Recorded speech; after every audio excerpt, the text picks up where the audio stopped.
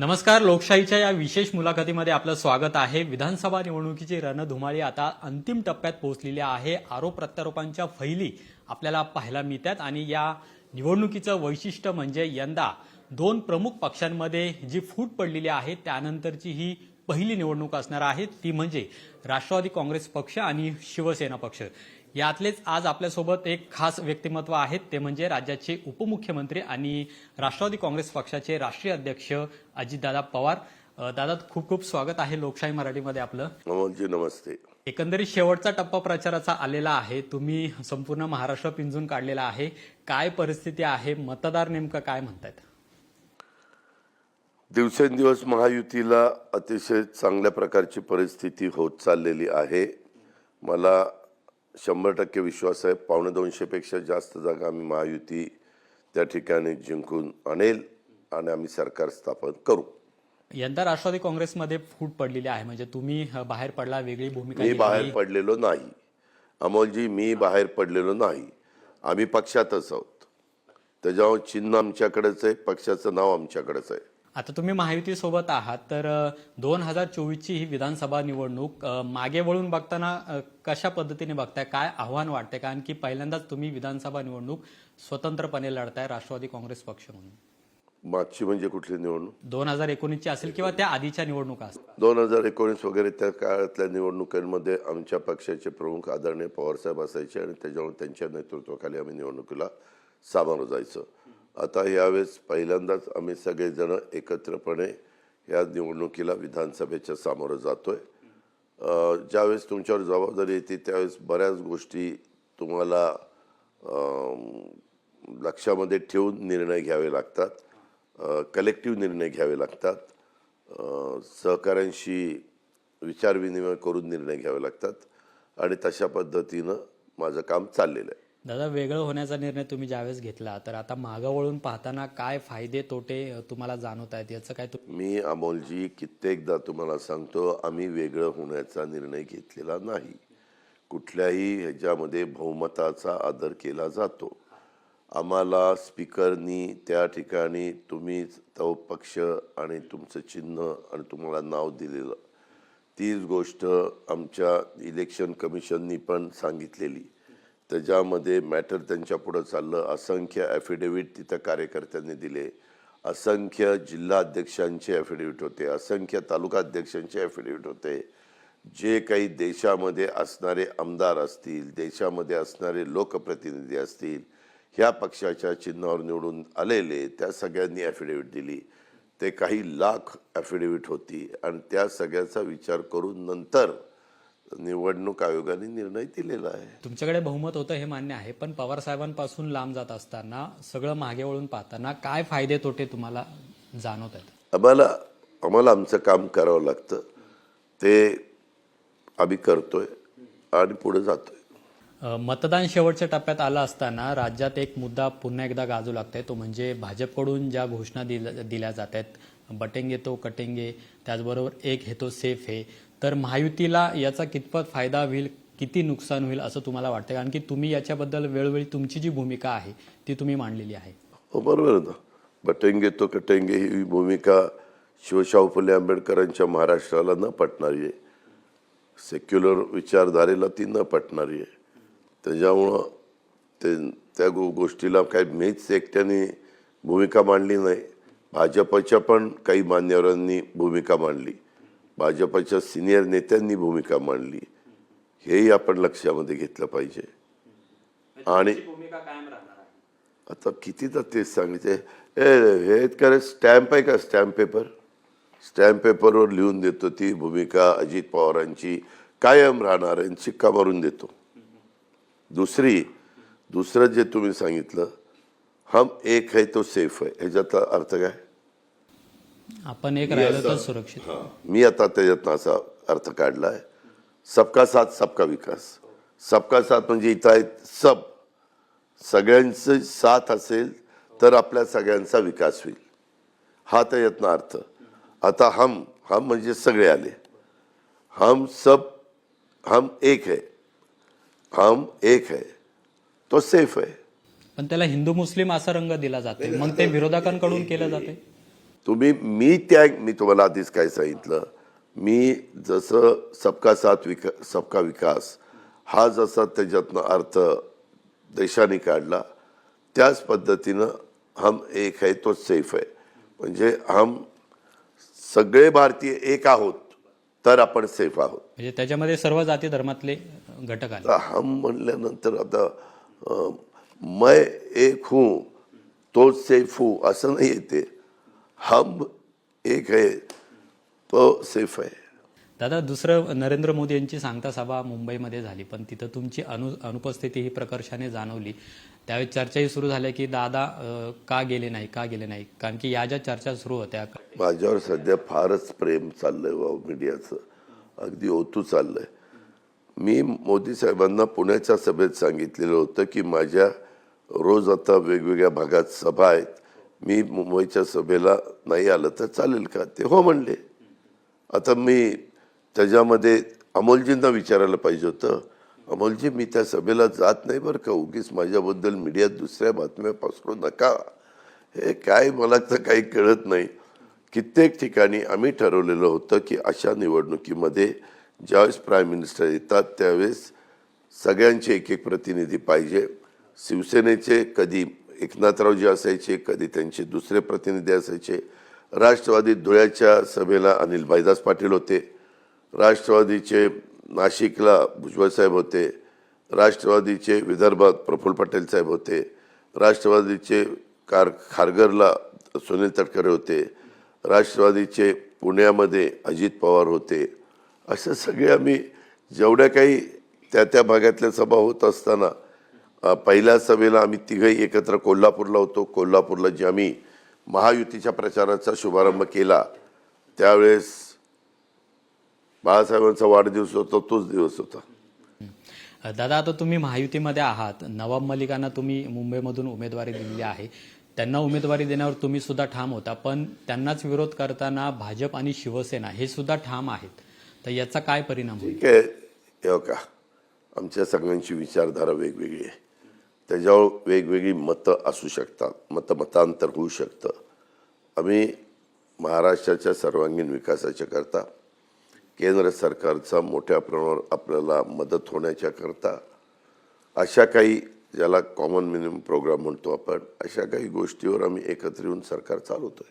भाजप आणि हिंदुत्वाची भूमिका तुम्हाला पडते का? कारण की सातत्याने तुम्ही प्रचारामध्ये तुम्ही सेक्युलर आहात असं सातत्याने सांगताय, तर हे मग आता मी जर तसं सांगतो तरी तसा प्रश्न का विचारता? मी माझी भूमिका काल पण सेक्युलर होती, आज पण सेक्युलर आहे, उद्याही सेक्युलर राहणार आहे. आता तुमच्या समोर नेमकं आव्हान काय आहे मोठं? विधानसभा निवडणुकीमध्ये लोकसभा लढली तुम्ही, त्याचं चित्र सगळं आपण पाहिलं, पण विधानसभेमध्ये काय आव्हान आहे? राष्ट्रवादी काँग्रेस, शरद पवार पक्ष यांचं की महाविकास आघाडीचं? नाही, आता ज्यावेळेस एक युती आणि एक आघाडी एकमेकाच्या विरोधात लढते त्यावेळेस आमच्या सगळ्यांच्या पुढं महाविकास आघाडी हेच त्या बाबतीमध्ये त्यांनाच आम्ही विरोध करतोय. आमचे एकमेकाच्या मी तर या निवडणुकीच्या निमित्तानं कुणावर कुठल्याही प्रकारचे आरोप न करता माझं हीच भूमिका ठेवलेली आहे, आपण सकारात्मक दृष्टिकोन ठेवायचा आणि आपण केलेल्या कामावर, आपण आणलेल्या योजनांवर आणि पुढच्या आपल्या 5 वर्षाच्या असणाऱ्या व्हिजनवर ह्या गोष्टी सांगत निवडणुकीमध्ये मतदारांना मतं मागायची. तुम्ही योजनांचा उल्लेख केला, यातली महत्त्वाची योजना म्हणजे लाडकी बहीण योजना, ज्याच्यामध्ये तुम्हाला चांगला प्रतिसाद सुद्धा पाहायला मिळते, पण यावर सुद्धा राजकारण होताना पाहायला मिळते. एकीकडे तुम्ही 1,500 देताय, पण दुसरीकडे महागाई सुद्धा वाढवताय. हा एक मुद्दा सातत्याने येतोय, काही लोकांचा सुद्धा याला विरोध आहे. म्हणजे आता मग 3,000 रुपये त्यांनी करायचं ठरवलं, मग ते महागाईचं ते काय करणार आहेत? कुठलंही सरकार उद्या कुणाचंही असलं तर कुठल्याच सरकारला वाटत नाही महागाई व्हावी. महागाई न होता लोकांना सुखाने, समाधानाने, आनंदाने जीवन जगता यावं हेच प्रत्येक सरकारला वाटतं, कुणाचंही सरकार असलं तरी. आता हे सगळं करत असताना काही गरीब घटकाला लाभ देण्याचा प्रयत्न आपण त्या ठिकाणी करतो आणि तशा पद्धतीनं आम्ही तो प्रयत्न केलेला आहे आणि त्याच्यातून सगळ्या अर्थव्यवस्थेला पण डायरेक्ट इनडायरेक्ट मदत होते. आणि एक महिलांच्या मध्ये समाधान पाहायला मिळतं. पंतप्रधान नरेंद्र मोदी यांच्या सभा महाराष्ट्रात झाल्या, पुण्यात सुद्धा झाली, पुण्यातल्या सभेत तुम्ही सुद्धा होतात. पण शरद पवार साहेबांवर त्यांनी मात्र टीका केलेली नाही. म्हणजे जाणीवपूर्वक त्यांनी टीका टाळली, कारण की तुम्ही जी नाराजी याआधी व्यक्त केलेली होती, जे शब्द पंतप्रधान यांच्याकडून वापरले गेलेले होते, त्यानंतर त्यांनी आता एक सावध भूमिका घेतली.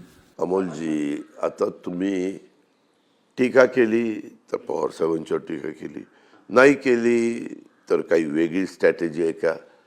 हे जे ते नेते आपापलं निर्णय घेतात. जसं मी ठरवलेलं होतं, जनसन्मान यात्रेच्या निमित्तानं सुरुवात करत असताना कुठल्याही परिस्थितीमध्ये अशी कुठली वक्तव्य येऊन द्यायची नाही की ज्याच्यातनं नवीन प्रश्न निर्माण होतील. आपल्याकडं चांगलं काम आहे, आम्ही कामाची माणसं आहोत, आपल्याकडे चांगल्या योजना आपण जाहीर केलेल्या आहेत, त्याचा लाभार्थी त्या ठिकाणी घेत आहेत. आणि आपल्याकडं केंद्र सरकार आपल्या विचाराचं अजून 4.5 वर्ष राहणार आहे. त्याच्यावर त्यांचाही उपयोग आपल्याला मोठ्या प्रमाणावर मोठे प्रोजेक्ट मार्गी लावण्याच्या करता, तिथनं निधी मिळवण्याच्या करता, वेळ पडली तर वर्ल्ड बँक किंवा जायकाचा पण निधी मिळण्याच्या करता आम्ही त्या पद्धतीनं विचार करतोय सकारात्मक आणि लोकांच्या समोर जातोय. म्हणजे मोदी आणि तुमचं काही बोलणं झालं होतं या संदर्भात, की महाराष्ट्रात सभा घेत असताना, आणखी तुम्ही याआधी सुद्धा म्हटलेला होता की मी नक्की त्यांच्याशी बोलेन आणि अशा पद्धतीने. नाही, तुम्ही वेगळा अर्थ करताय बोलची. ज्यावेळेस तशा पद्धतीनं त्यांनी वक्तव्य केल्यानंतर तुम्ही पत्रकार मित्रांनी प्रश्न विचारला, त्यावेळेस असं मी म्हणलं की मला कुणाच्या संबंधित ते बोलले ते काही समजलं नाही. मी त्यांनाच डायरेक्ट वेळ पडली तर भेट होईल त्यावेळेस विचारेन आणि मग सांगेन. आता त्याच्यामध्ये एवढं पाणी वाहून गेलंय, 6 महिने होऊन गेलेत आणि आता नंतर येऊन त्यांच्या मला वाटतं 8-10 सभा प्राईम मिनिस्टरच्या झाल्या असतील. पण त्याच्यामध्ये कुठेही पवार साहेबांचा उल्लेख नाही आला. म्हणजे तुमचा इम्पॅक्ट नाही बाबा, मी काही त्यांच्याशी बोललो नाही. मी कशाला एवढ्या मोठ्या व्यक्तीच्या बरोबर अशा पद्धतीनं बोलण्याचं काहीच कारण नाही. त्यांनी काय ह्या निवडणुकीच्या निमित्तानं लोकांना सांगायचं असा काही विचार त्यांनी केला असेल आणि त्यांनी काय सांगावं, काय बोलावं हा सर्वस्वी त्यांचा अधिकार आहे. दादा, बारामतीमध्ये काय वारा आहे नेमकं? म्हणजे आता तुम्ही अमोलजी, आता आपण आलेला आहात, आता 6:30 वाजलेले आहेत. आपण ही मुलाखत संपल्यानंतर न कुठला कॅमेरा घेता, न काही तुम्ही अँकर आहे असं न दाखवता, लोक फिरतायत, लोकांना जाऊन विचारा काय रे बाबा, काय आता मतदान परवा दिवशी कुणाला करणार, तुम्हाला अंदाज येईल काय वातावरण. नाही, पण पहिल्यांदाच पवार कुटुंबातच ही लढाई होतीये, त्याच्यामुळं तुमच्यासाठी लोकसभेला झाली होती ना. नाही, विधानसभेला म्हणजे तुमच्याच विरोधात थेट ठीक आहे, आता घेतलाय आमच्या समोरच्यांनी निर्णय, त्याला सामोरं जाणं हे ह्याच्याशिवाय आता आमच्या हातात काही राहिलेलं नाहीये. आणि पहिली उमेदवारी माझी जाहीर झालेली होती, त्याच्यामुळे समोरच्यांनी कोणाची उमेदवारी जाहीर करायचं हा त्यांचा सर्वस्वी अधिकार होता. तो अधिकाराचा वापर करून त्यांनी दिलेला आहे. जाणीवपूर्वक झालं तुमच्या विरोधात? मला माहित नाही. मी माझं उमेदवारी माझ्या कार्यकर्त्यांनी, बारामतीकरांनी आग्रह केल्यानंतर पक्षाच्या पार्लमेंटरी बोर्डाने सांगितलं की तुम्हाला दुसरा मतदारसंघ स्वीकारता येणार नाही, तुम्हाला इथंच बारामतीमध्ये उभं राहावं लागेल. आणि इथल्या पण लोकांनी प्रचंड मोठ्या प्रमाणावर आग्रह केलेला होता. तुम्ही त्यावेळेस चॅनलला पाहिलं असेल, गाड्या अडवल्या, काही आडवे झाले, काही गाडी पुढे जाऊन देणं, पोलिसांचं ऐकेना वगैरे वगैरे अशा बऱ्याच गोष्टी झाल्या. दोन्ही बाजूकडून प्रतिष्ठेची निवडणूक केली जाते. म्हणजे सुरुवातीला याआधी आपण पाहिलं, आम्ही सुद्धा प्रचाराला यायचो की तुम्ही शुभारंभ करायचा आणि थेट सांगता सभा व्हायची. पण आता तुम्ही सुद्धा गावोगावी फिरताय. मी माझ्या मतदारांना गावोगावी फिरू नये असं कुठं लिहिलेलं आहे का? एखाद्या गोष्टीला तुम्हाला दुधाने तोंड पोळल्यानंतर माणूस ताक पण फुंकून पितो असं म्हटलं जातं ना. त्याच्यामुळं लोकसभेचा निकाल हा आमच्या समोर आहे. कामं करून देखील तो निकाल मला पाहायला मिळालेला आहे. त्याच्यामुळे मतदारांना भेटून त्या संदर्भामध्ये त्यांना कन्व्हिन्स करणं हे माझं काम आहे. उमेदवार म्हणून. प्रतिभा काकी सुद्धा प्रचारात पाहायला मिळतात योगेंद्र पवार यांच्या. तो त्यांचा अधिकार आहे. तुम्ही आतापर्यंत निवडणुकीमध्ये उभे राहिला असताना आता जे कोणी प्रचार करतात ते त्यांच्या स्वयंस्फूर्तीनं त्यांना योग्य वाटतं म्हणून करतात. त्याच्याबद्दल मला काहीच बोलायचं नाही. तुम्हाला काहीच नुकसान होणार नाही त्याचं. ते काही बोलायचं नाही. नुकसान काय आहे का नाही हे 23 तारखेला सांगतो दुपारी 12ला. निवडणुकीचे निकाल लागल्यानंतर जी काही परिस्थिती असेल त्या परिस्थितीमध्ये जर काकांनी तुम्हाला साथ घातली तर तुम्ही होकार देणार. तुमचा काय निर्णय असेल? अमोलजी, आत्ता आम्ही महायुतीमध्ये आहोत. एकत्रपणे सरकार चालवतोय. उद्याच्याला एकत्रपणे जाहीरनामा देऊन लोकांच्या समोर पुन्हा आम्ही गेलेलो आहे आणि आम्हाला पुन्हा सरकार स्थापन करून लोकांचे प्रश्न सोडवायचे आहेत. ह्या योजना पुढे चालू ठेवायच्यात. महाराष्ट्राचा सर्वांगीण विकास करायचा आहे आणि हा विकास करत असताना केंद्रातनं पण मोठ्या प्रमाणावर निधी मिळवायचा आहे. ह्या आमच्या गोष्टी. म्हणजे विधानसभा निवडणुकीच्या निकालानंतर तुम्ही महायुती सोबतच राहणार हा शब्द तुम्ही लोकशाही मराठीवर आज देताय. मी तेच सांगतोय ना तुम्हाला. त्याच्यात तुम्हाला शब्द द्यायचं काय कारण आहे?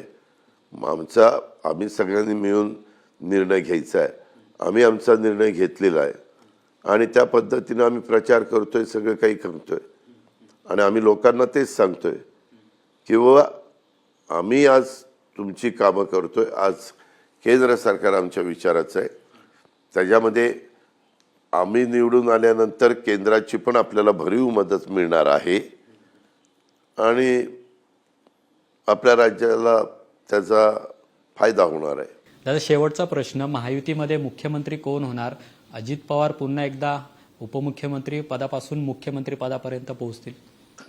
175 पेक्षा जास्त जागा आमच्या आल्यानंतर आम्ही सगळे आमदार बसू, चर्चा करू आणि त्याच्यानंतर त्याबद्दलचे निर्णय त्या ठिकाणी घेऊ.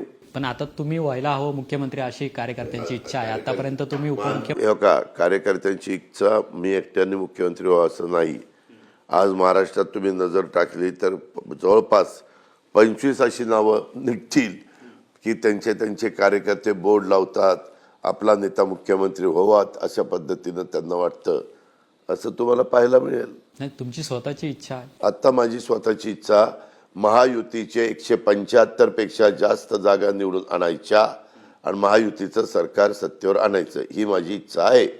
खूप खूप दादा आमच्याशी या मनमोकळ्या गप्पा मारल्याबद्दल. आणि दादांनी त्यांची जी रणनीती आहे ती सुद्धा सांगितलेली आहे. बारामतीमध्ये कुणाचा वारा आहे याचं उत्तर सुद्धा दादांनी दिलेलं आहे. पण 23 तारखेला मतदार राजा नेमकं काय करतो हे पाहणं महत्वाचं आहे. अतिशय अटीतटीची लढाई आहे ती राज्यामध्ये आपल्याला पाहायला मिळणार आहे. यातच अजित पवार यांचा जो झंझावात आहे तो सुद्धा राज्यामध्ये सध्या आपल्याला पाहायला मिळते आणि त्यामुळेच अजितदादांनी आज दिलखुलास गप्पा आहेत त्या सुद्धा आपल्याशी मारलेल्या आहेत. आज या विशेष मुलाखतीमध्ये इथेच थांबूया. तुम्ही पाहत रहा लोकशाही मराठी.